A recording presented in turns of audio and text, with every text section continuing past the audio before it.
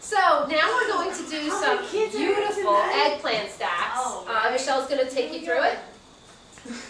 I have some eggplant grilling right now. What I like to do with my eggplant, I like to peel it because the skin can be awfully bitter. You can grill it, you can fry it, which is like my preference, but for a more healthier version, you can grill it. You can either have, if you have a foreman's grill or any type of grill, you can grill it inside or you can grill it out on the barbecue.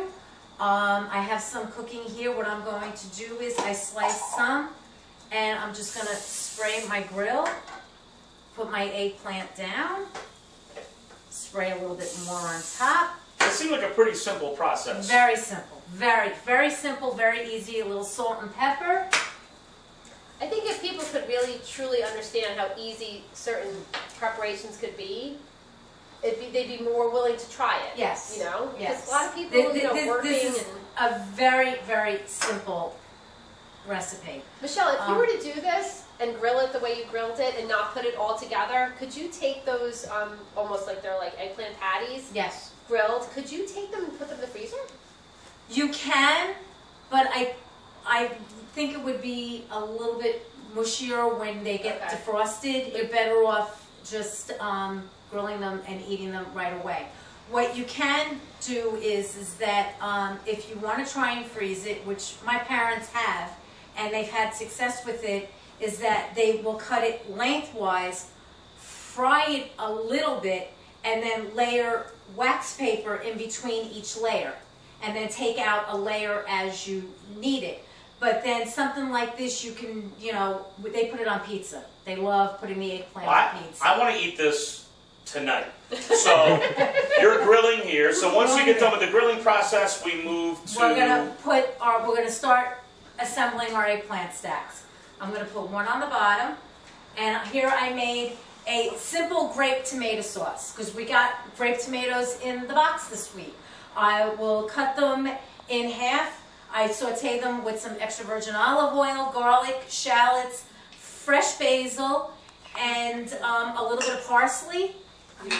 And and this is what you have, and this is what we're going to make. It smells so good. What did you say? Smell-o-vision? I wish we had that's it. I wish we had smell-o-vision. Also taste-o-vision. Also. All right, so build one for us so we can see. And now this is a perfect example, though, because Dawn writes a lot of the recipes. Yes, I do. For things you mentioned, we've got the eggplant.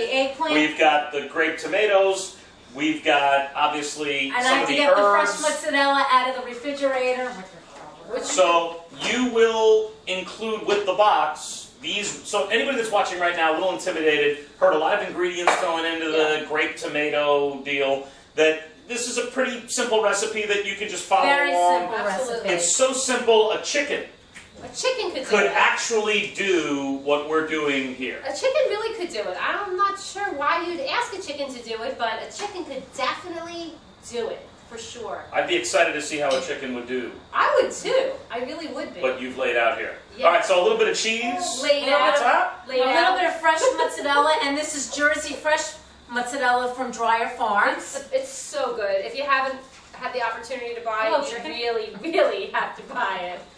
There it is. You can't make this up. All right, so couple of eggplant patties. Layer it with the little grape tomato bruschetta, some cheese, into the oven for how long? 375 until it's melted and bubbling. And what I will do also is that I will sprinkle some extra virgin olive oil on it. Dawn, if you can get me the extra virgin olive oil on. Absolutely. Before it goes right into the oven. The other things with tomatoes, you know what, sometimes you take it for granted. You know, I personally am Michelle Bavasso, so I don't know, we both grew up in Italian households. I know it's my married name, but I also grew up in an Italian household.